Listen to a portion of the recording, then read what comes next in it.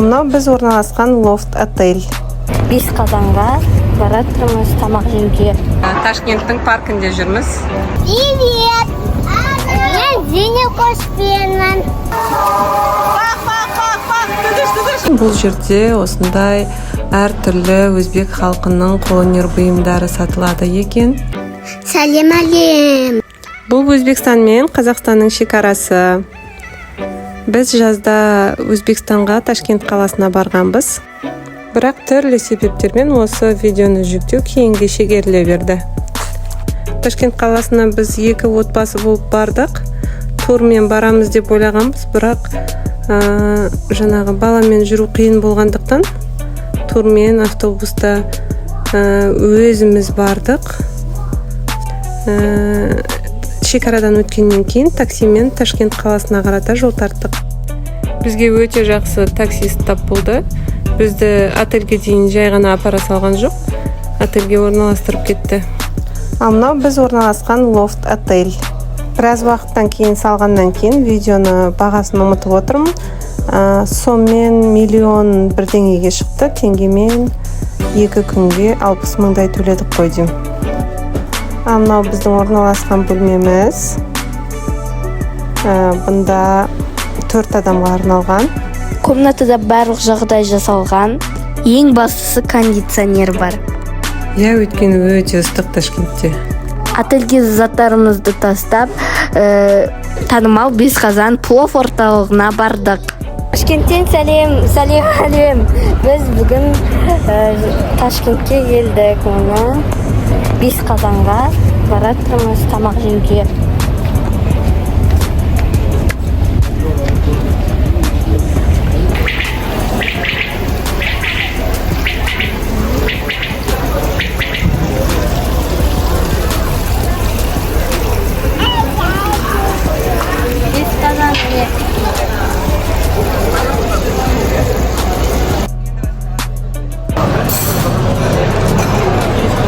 Бесқазанның іші осында екен.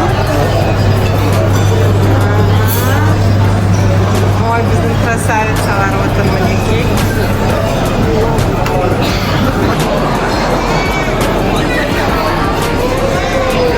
Бесқазан центр плованың пловы осында екен.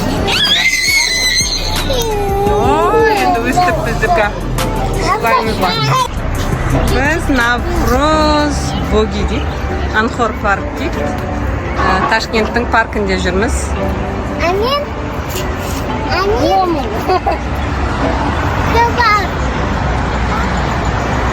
Ой, налар деген мінді. Зине қара. Зине, привет те. Привет, текс. Ани, міне камера. Привет, Анижана.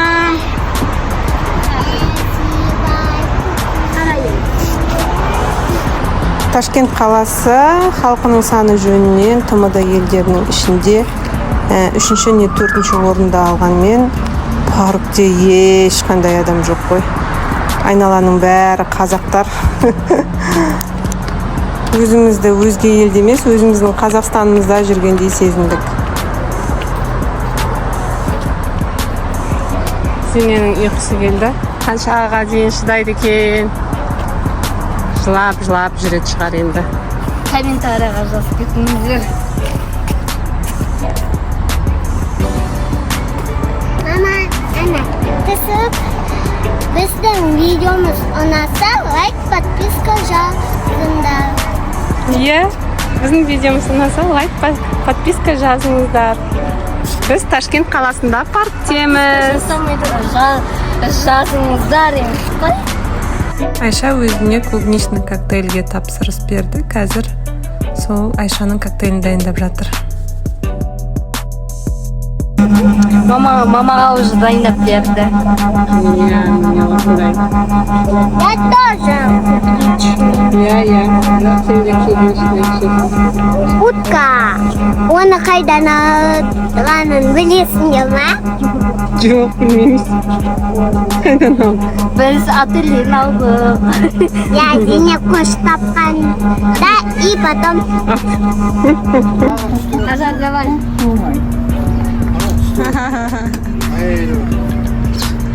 Ай, Аналар машинаға отырып алыпты, түспейміз дейді.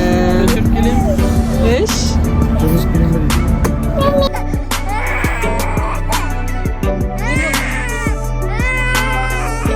Машинадан түспейм дейді Зине. Жаным. Айғаным мен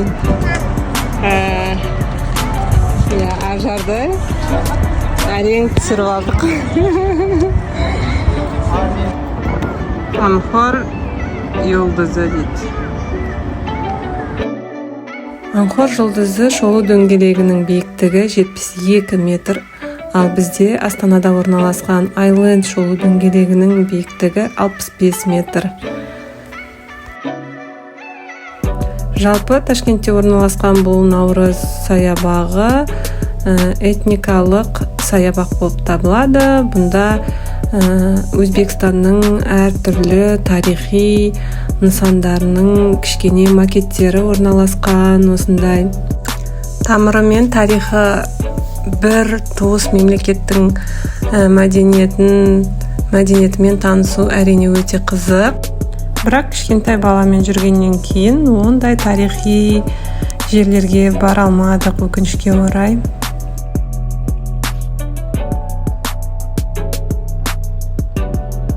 Зине қолын жуып жатыр. Айғайлап қолын жуып жатыр. Бұған тек ағып тұрған су болса болды, иә? Зине сумен ойнағанды, суға түскенді жақсы көреді, сондықтан осылай ғана жұбанды ғой. Ұйқысы келіп, жылап жүрді. Артта қалып қойдық екеуміз.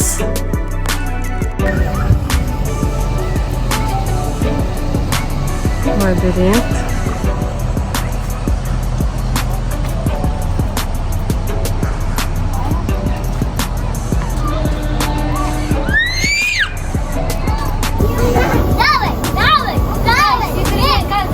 Ештеңе етпейді.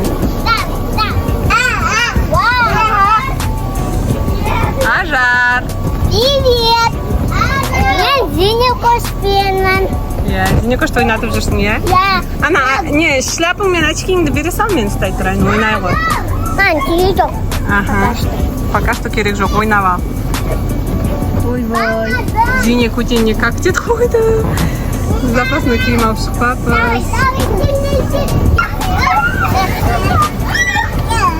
Айғаным. Ой, әнем Зине. Ажар. Привет! Ой-бой, баламайсың. Ой. Ух ты. Қайда, айғаным қайда? Ойбай, көрсетші айғанымды да. Айғаным отыр, қайта су сұрап. Шөлдеп суға таласып, иә? Секір.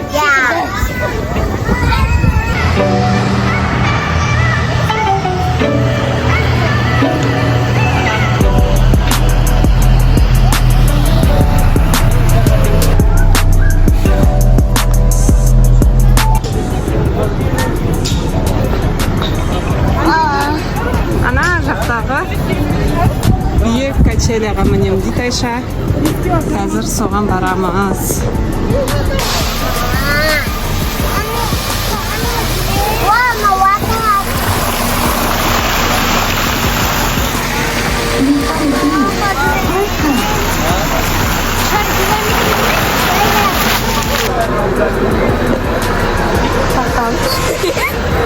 Қорқпайсың ба?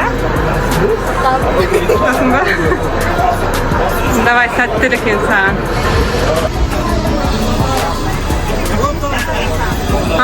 Мұнда мінген жоқсыңдар ма әлі?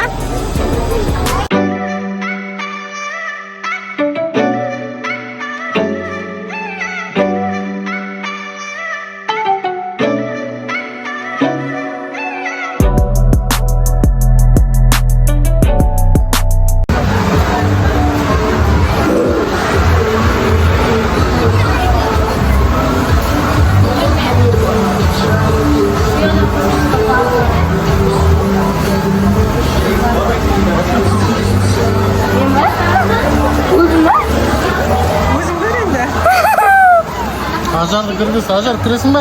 Ажар кіресің бе? Декорациясына қарап қорқынышты жер екен десек, қорқынышты ештеңе жоқ екен.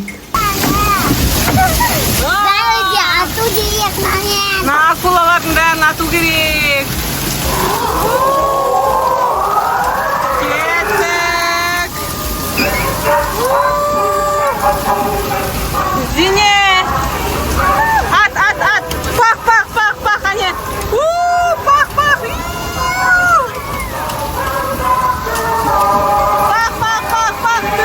Біздің Зине уже түспейм дейді бір аттракционға мініп алса болды.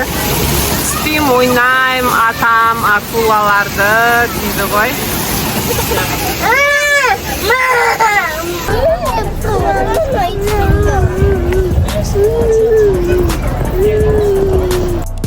Этнографиялық парк болғандықтан бұл жерде осындай әртүрлі өзбек халқының қолөнер бұйымдары сатылады екен.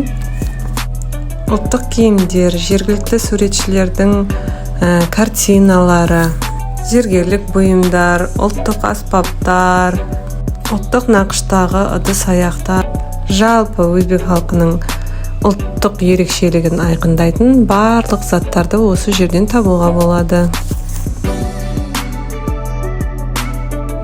Ал мынау Тұмар арт-галереясы екен, Насиба Ахмедова деген кісінің жұмыстары екен. Ұлттық киімдегі қуыршақтар, яғни галерея кукол в исторических костюмах дейді. Кішкене қорқынышты екен түрлері.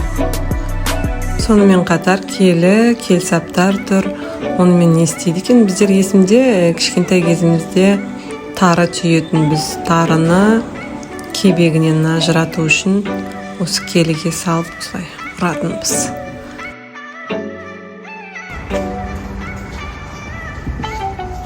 Осындай ұлттық киімдер сататын, сувенирлар сататын әртүрлі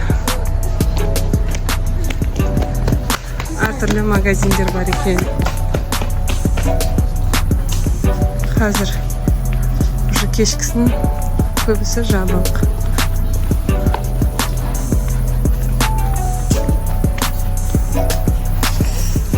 Қолөнер бұйымдары ғой, Айша, Ажар. Мынаны тоқылған. Мына жерде тоқиды екен осындай макраме.